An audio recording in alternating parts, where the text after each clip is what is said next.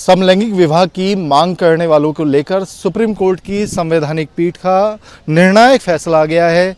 साफ कर दिया गया है कि समलैंगिक विवाह को स्पेशल मैरिज एक्ट के तहत मान्यता नहीं दी जा सकती। उनकी सुरक्षा की बात की गई है, उनको कोई सता नहीं सकता, ऐसी बातें कही गई हैं। 5 जजों का जजमेंट था, 3-2 का फ़र्क रहा, जिसमें एक अहम बात ये भी रही कि जो गोद लेने की जो मांग थी इनकी, बच्चा गोद लेने की, उसको लेकर 2 जज तो सहमत थे, लेकिन 3 जज उससे भी सहमत नहीं नजर आए। सीधे तौर पर यह कहा गया कि अगर इसको मान्यता दी गई तो बड़ी संख्या में कानून हैं जो विवाह की संस्था से जुड़े हुए हैं वो भी प्रभावित होंगे। और कुल मिलाकर कहें तो सीधे सीधे न्यायपालिका ने ये साफ कर दिया कि कानून बनाना विधायिका का काम है, न्यायपालिका का काम नहीं है। न्यायपालिका ने उनकी बात जरूर सुनी। 5 जजों की संवैधानिक बेंच ने करीब 10 दिन तक इस आर्गूमेंट्स को सुना, दोनों पक्षों की दलीलों को विस्तार से सुना गया और आखिरकार फैसला ये आया कि कानून बनाना विधायिका का काम है, न्यायपालिका इसमें हस्तक्षेप नहीं करेगी। समलैंगिक विवाह को जो है मान्यता नहीं दी जा सकती। इस बारे में जो समलैंगिक पक्ष है उनसे भी हमारी बात हुई। उनका कहना है कि वो बहुत खुश नहीं तो बहुत निराश भी नहीं है, क्योंकि चीफ जस्टिस ऑफ इंडिया ने उनके फेवर में बहुत सारी बातें कही हैं कि जैसे उनकी सुरक्षा सुनिश्चित की जाए, उनके अधिकारों को लेकर समिति गठित की जाए। हालांकि अभी ये जो जजमेंट है वो पूरी तरह से जब अपलोड होगा तो उसको रीड किया जाएगा, उसके बहुत से मायने निकलेंगे। लेकिन इस समय हमारे साथ एक शशांक झा हैं, एडवोकेट सुप्रीम कोर्ट के, जिन्होंने इंटरवीन एप्लीकेशन इस मामले में दाखिल की थी, हस्तक्षेप याचिका।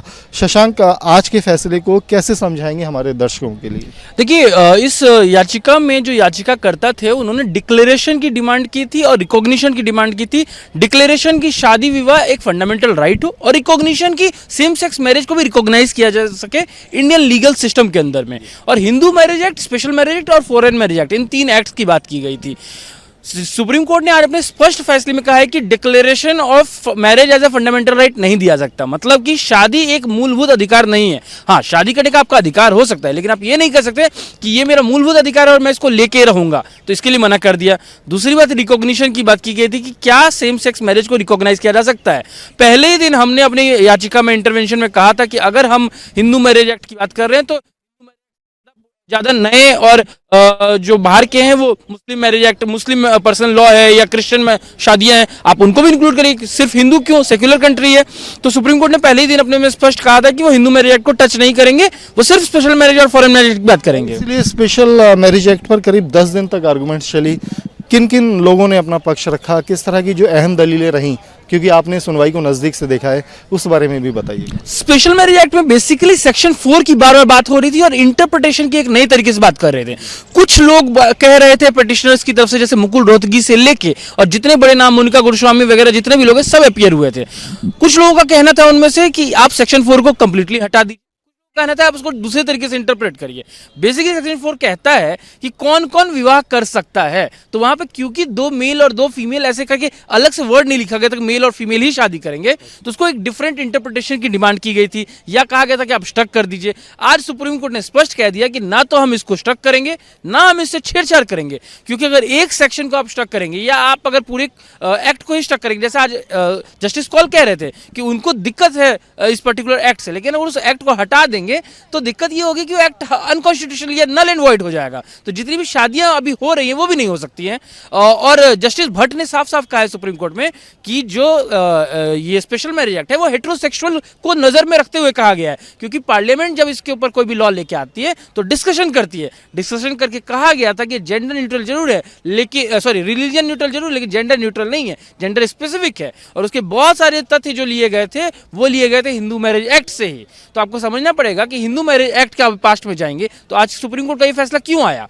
पहला, सुप्रीम कोर्ट ने इसलिए मना कर दिया क्योंकि अपने विम्स और फैंसीज में सुप्रीम कोर्ट नहीं चल सकता है, संविधान से चल सकता है। संविधान में स्पष्ट है कि पार्लियामेंट के पास ही पावर है कोई भी लॉ बनाने का। सुप्रीम कोर्ट मैक्सिमम उसको इंटरप्रेट कर सकता है, गलत लगे अनकॉन्स्टिट्यूशनल लगे तो स्टक कर सकता है, लेकिन नया लॉ नहीं बना सकता। और दूसरी बात कि कोई भी जो विवाह होता है, स्पेशली भारत में जो विवाह होता है, स्पेशल मैरिज एक्ट क्योंकि हिंदू मैरिज एक्ट से बहुत हद तक सजेस्टेड है और दूसरा हिंदू मैरिज एक्ट भी, ये सब कुछ संस्कारों की बात करता है, सिर्फ शादी नहीं। शादी के बाद डिवोर्स, एडॉप्शन, बच्चा, आपका प्रॉपर्टीज, मेंटेनेंस, वो सब कैसे डिसाइड होगा? ये सारा कार्य 5 जजेस या 7 जजेस या अगर 11 जजेस बैठे वो भी नहीं कर सकते। ये काम विधायिका का है, क्योंकि विधायिका में लोग जो होते हैं वो चुन के आते हैं और वो लोगों को रिप्रेजेंट करते हैं। विधायिका की बात करें तो सॉलिसिटर जनरल तुषार मेहता ने पुरजोर विरोध किया कि सुरक्षा के लिए हम सहमत हैं, किसी के साथ अन्याय नहीं होगा, लेकिन अगर कानून में बदलाव किया, जैसे कि मांग थी कि स्पेशल मैरिज एक्ट को भंग कर दिया जाए, अगर ऐसा होता है तो बड़ी संख्या में कानून हैं जो इससे प्रभावित होंगे। तो इसके विरोध में जो याचिका करते थे उनकी क्या दलील थी, कैसे वो चाह रहे थे कि ये जो समलैंगिक विवाह है उसकी मान्यता दी जाए, उन कानूनों का क्या होगा? जैसे अभी आपने बताया कि मेंटेनेंस का कानून है और तमाम विवाह से जुड़े और भी बहुत सारे लॉ हैं, उनके लिए इनका क्या कहना था? देखिए, जैसे इस देश में हिंदू मैरिज एक्ट में अगर कोई बाल विवाह होता है, 18 साल से कम की शादी होती है तो वाइड होती है, इलीगल होती है और उसमें सजा का प्रोविजन है। लेकिन अगर मुस्लिम शादियों में अगर 18 साल से कम की भी सजा हो, कम में भी शादी हो, तो उसमें कोई सजा का प्रोविजन नहीं है। अगर आप स्पेशल मैरिज एक्ट को हटा देते हैं और फिर 2 लोगों की शादी होती है, उसको किस में गिनेंगे? अगर 2 क्वेर या यहाँ पे एलजीबीटी कम्युनिटी के 2 डिफरेंट लोग अगर शादी करेंगे तो किस एक्ट में शादी करेंगे? अब अगर उसके बाद आप कहेंगे कि नहीं, हम स्पेशल मैरिज एक्ट को नहीं हटाते, लेकिन हम इसको डिफरेंटली ट्रीट करते हैं, डिफरेंटली इंटरप्रेट करते हैं, जैसा एक डिमांड था, उस केस में आप कैसे डिसाइड करेंगे कि किसको मेंटेनेंस मिलेगा अगर डिवोर्स होता है? क्योंकि स्पेशल मैरिज एक्ट में जो मेंटेनेंस का प्रोविजन है वो जेंडर स्पेसिफिक है। मतलब हिंदू मैरिज एक्ट में जेंडर न्यूट्रल है, लड़का भी डिमांड कर सकता है, लड़की भी डिमांड कर सकती है, लेकिन स्पेशल मैरिज एक्ट में जेंडर स्पेसिफिक है, तो कौन डिमांड करेगा? अगर 2 लड़कियों की शादी हो रही है तो उसमें लड़की कौन होगा, लड़का कौन होगा? 2 लड़कों की शादी है तो उसमें लड़का कौन होगा, लड़की कौन होगा?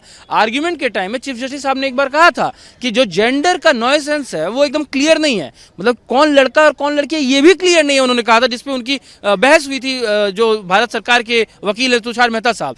लेकिन उसको समझना पड़ेगा कि आपका एक व्यू पॉइंट हो सकता है, कुछ भी आपका एक व्यू पॉइंट हो सकता है, क्योंकि आप बाहर से पढ़ के आए या आप समझदारी रख रहे हैं या आपके रिसर्च है, लेकिन आपको ये समझना पड़ेगा कि प्रैक्टिकल इंप्लीकेशंस क्या है, 140 करोड़ पे किसी भी लॉ का क्या इंपैक्ट हो सकता है। हाँ, जहां तक सेफ्टी और प्रोटेक्शन की बात है, डेफिनेटली ये देश डेमोक्रेटिक है, इस देश में कोई भी ऐसा कानून नहीं होना चाहिए जो तालिबानी एटीट्यूड को सपोर्ट करता हो। हर किसी को irrespective of gender, religion, caste, creed, उसको सेफ्टी मिलना चाहिए, इसमें तो कोई डाउट नहीं है, और इसीलिए मुझे नहीं लगता उसका कोई विरोध हो सकता है।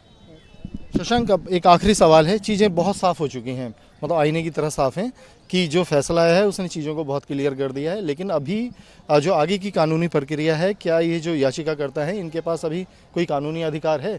आगे कोई सुनवाई की उम्मीद है कि अगर ये अपील में जाते हैं, किस तरीके से? नहीं, देखिए, यहाँ से अपील तो गुंजाइश नहीं है, लेकिन हाँ, सुप्रीम कोर्ट ने एक जरूर अपने में स्पष्ट छोड़ रखा है। उन्होंने कैबिनेट, भारत सरकार के एक सजेशन को एक्सेप्ट करते हुए अपने जजमेंट में लिखवाया है, जिसमें कहा है कि कैबिनेट सेक्रेटरी के लेवल का कोई आदमी एक कमेटी बनाएगा जो स्टेक होल्डर्स को उसमें इंक्लूड करेगा, जो भी एलजीबीटी क्यू कम्युनिटी को रिप्रेजेंट करते होंगे, और उसके ऊपर रिसर्च करके देखेगा कि क्या क्या राइट्स इनको और दिए जा सकते हैं। फॉर एग्जांपल, जैसे एडॉप्शन राइट की आज बात हो रही थी, या प्रोटेक्शन की बात हो रही थी, या अगर सपोज करिए कोई एलजीबीटी कम्युनिटी साथ में रह रहा है, लिव इन में ही रह रहा है, तो उनके बैंक अकाउंट्स पे उनका अधिकार, या उनके मृत शरीर पे उनका अधिकार, या इस तरीके के जो राइट्स होते हैं जो जनरली एक स्पाउस को मिलता है, क्या ऐसे राइट्स मिल सकते हैं? तो सुप्रीम कोर्ट ने कहा कि हम तो ये नहीं देंगे, क्योंकि ये कार्य विधायपालिका का है, लेकिन हम इसके लिए कैबिनेट सेक्रेटरी को कहते हैं कि आप कमेटी बनाइए और आप ये कार्य करिए। उनके हित के लिए भी कहीं रास्ता खुला रह गया है। शुक्रिया हमसे बातचीत के लिए। शशांक हैं, इस केस के अंदर इंटरवीन इनकी एप्लीकेशन थी, पूरे मामले को नज़दीक से देखा और हमने इनसे जाना कि कैसे ये साफ़ हो गया कि जो विवाह है वो संवैधानिक अधिकार नहीं है, और यही वजह है कि सुप्रीम कोर्ट ने साफ कर दिया कि वो इसकी व्याख्या तो कर सकते हैं, और उसकी व्याख्या की भी 10 दिन तक पूरे मामले की सुनवाई चली, और आखिर में ये कहा कि अगर कानून बनाना है तो वो विधायिका देखेगी, क्योंकि कानून बनाना आसान नहीं है, उसके लिए तमाम पहलुओं पर विचार करना होगा। मैरिज एक्ट से जुड़े हुए तमाम मसले हैं, जैसे बच्चा गोद लेना, डाइवोर्स है, तलाक है, मेंटेनेंस है, ऐसी तमाम चीज़ों पर विचार करना पड़ेगा। इसलिए जो स्पेशल मैरिज एक्ट को भंग करने की याचिका में मांग की गई थी, तमाम याचिकाएं थी इस संबंध में, उन पर ये 3-2 के तहत फैसला आया है। 3 जजों की बेंच ने साफ कर दिया है। वैसे तो 5 जजों ने कहा है कि इसको स्पेशल मैरिज एक्ट को रद्द नहीं किया जा सकता। 2 जजों ने ये कहा कि गोद लेने की जो प्रक्रिया है उस पर विचार किया जा सकता है, इन्हें गोद लेने का हक दिया जा सकता है, उनके हकों की भी बात की गई, और आखिरकार ये रहा कि एक रास्ता खुला रखा गया है कि सरकार एक समिति बनाए और उनकी मांगों पर विचार करे और जो स्पेशल मैरिज एक्ट के तहत जो शादी की मान्यता देने वाली बात है उससे सिरे से इनकार कर दिया गया है। वीडियो जर्नलिस्ट संदीप के साथ अवनीश चौधरी, न्यूज़ नेशन दिल्ली।